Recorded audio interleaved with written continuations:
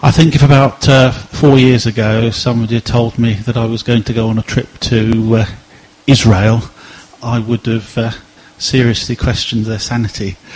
But as it is, just 3 years into my Christian walk, there I found myself on Tuesday evening flying into the Holy Land and driving through from Tel Aviv airport through the flat plain, and then finally coming to the hills that I'd read so much about. I just couldn't believe where I was. Until I looked over on the right and I saw a McDonald's. Then I knew. Then I knew civilization reaches even here. Or a certain sort of civilization. Anyway, as Julie said, I want to just reflect a bit on some of the Old Testament and actually some of the New Testament experiences as well. So covering the first couple of days, where on day one, as you saw from Anna's clips, we focused on the temple area. We went through the city of David, we went down into the deep tunnel, and then the tunnel of Canaan that went along underneath the city of David. We finished up on the steps of Ascension at the south of the temple, the steps that at the festival they would all go up singing the Ascension Psalms 122 onwards. Day two was New Testament, which was the Palm Sunday walk, Via Dolorosa, as you saw in there, Stations of the Cross, and the Garden Tomb. I just want to pick up two places from all this, because it was just overwhelming, it was just staggering.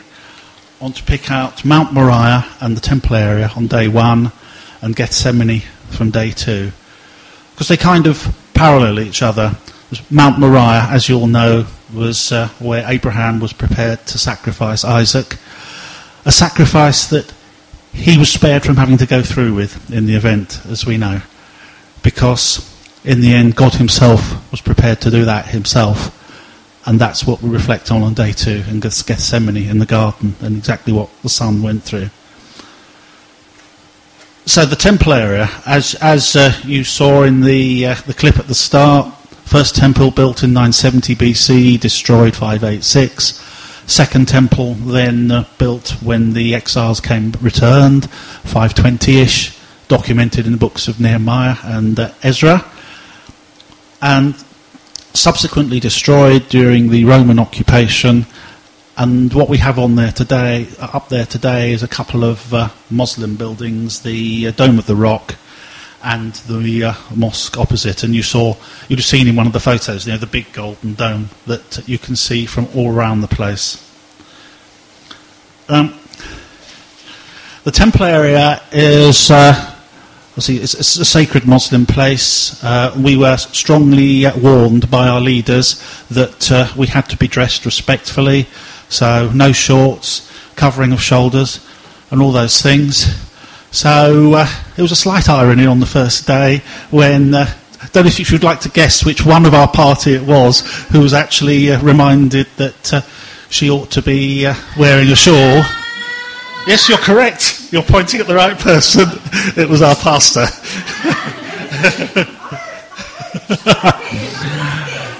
At any rate, up there on the temple area, you can see views right across the whole city. You see the Mount of Olives on one side, you see the Muslim quarters, you see the Jewish quarters. For me, when I was up there, it was just the most astonishing reminder, this is the basis, this is really where it all started. This is where Abraham was prepared to sacrifice his son Isaac, as it says in Genesis 22. Take your son, your only son Isaac, whom you love, and go to the land of Moriah. So there it was.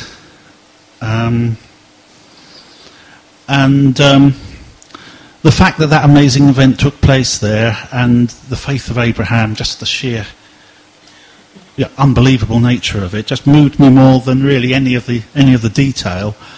And I suppose I almost forgot that I was in a Muslim area, and I'd actually got out my Bible till I was reminded by one of our colleagues kindly that this was perhaps not a wise thing to do in a holy Muslim area, so I promptly put it back. But for me, it was just an experience that for all that had happened there, for all the subsequent history, for all the fact that it was a Muslim area now, and we saw Muslims in a group praying, and we saw some of that in one of the clips that Anna showed. Just the awesome nature of God's plan, the awesome nature of what He has been prepared to do for us and had planned for us right from the start, just cuts through all that. I'm so grateful to all my colleagues for taking lots of pictures, because I didn't have to take a camera. I knew that everybody else would be doing that. So I was just able to bask in it and pray in it and just pick up on the... it's just the scale and the truth and the reality of what has been done for us and how incredibly privileged we are. I had a further reflection on that when we went to the Western Wall, and I think a number of us said the same thing, which was that it was such a shame that for the Jews they actually had to go to this one place to feel that the presence of God was there, because they feel that the presence of God is at the wall, whereas we know that we have God everywhere, that we don't need to go to a place to pray to Him. And I felt so privileged again that, and so fortunate to be part of our fellowship and our church, but at the same time, a sorrow for the Jewish people, who are such a part of the plan and yet haven't been able to grasp that particular truth as yet, or not all of them. I think it was such a reminder, as it was picked up in Eileen's prayer about Dominus Flavit. It was just such a reminder of why Jesus wept for Jerusalem. The Saviour was there, they couldn't see it, but we can. So, I think being spiritually overwhelmed and physically knocked out on day one, I was then really up for a nice steep walk down from the Mount of Olives. Unfortunately, it was a downward walk, and I was reflecting on day two, just thank the Lord for His planning. Thank you for our leaders that we weren't doing it the other way round, because that would have been very tough. It was very steep. We walked all the way down the Palm Sunday walk on day two, and we stopped at the Dominus Flavit Church and carrying on, and we got to Gethsemane. The garden. You saw a picture of Gethsemane in Anna's presentation, and it's the most extraordinary place, because it's not a garden as we think of a garden, like I don't know, Leonard's Lee or somewhere like that. It's the word means oil press, and so it was a place of work, a place where oil was produced. So quite a functional place, not a sort of aesthetic, decorative place. And I think this is such a reminder that all these things that were going on when Jesus was on earth, this was a normal human being, just like other of us. He felt exactly the same things we would feel, and it was all in the context of everyday work. You read all the imagery in the Bible about vines and olives and wine and threshing floors and that. This is everyday life, everyday work for the people at the time, which it just reminded me about the scale of what Jesus was going through just in that place. This was, it could have been any of us, feeling like that. You just imagine what was actually being gone through at that time. You imagine, and I just thought again about the prayer, nevertheless, not as I will, but as you will. Isn't that just the most toughest, hardest, most courageous thing that anybody has ever said? Can you imagine actually saying that and really meaning that in every single situation, in a situation like that, with every part of your being? This was done, and we were there where it happened. And I think coupled with day one, where you experienced and you felt the faith of Abraham, to feel that on day 2, that most extraordinary lengths of suffering, of courage, of bravery that Jesus was prepared to invest in us. It was just overwhelming is the only words I can use. Utterly overwhelming. It's just such a faith, but it's just a boost beyond anything I can possibly actually pull into words in front of you this morning.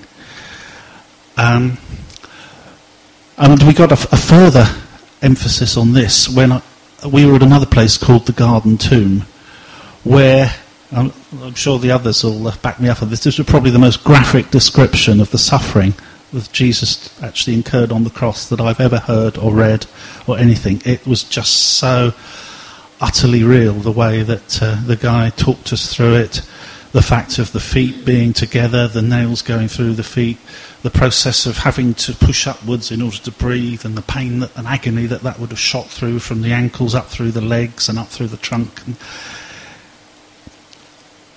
this was the Son of God, but this was also a human being who came down for our salvation in real time, in real history, in the land of Israel, and we were there. And you could just feel it so strongly that the struggle now is to retain that. Now we're back here in England doing all the things that we do, but just saying these words today really brings it all back for me. And I think when I need to get myself back in that place, I will actually use this bit of paper as one of the things in the future to do so, because just standing here just brings it all back for me. And I just can't express my gratitude for what my Saviour has done for me in the last 3 years and leading me to the point where I was experiencing what I was experiencing in that place. Okay.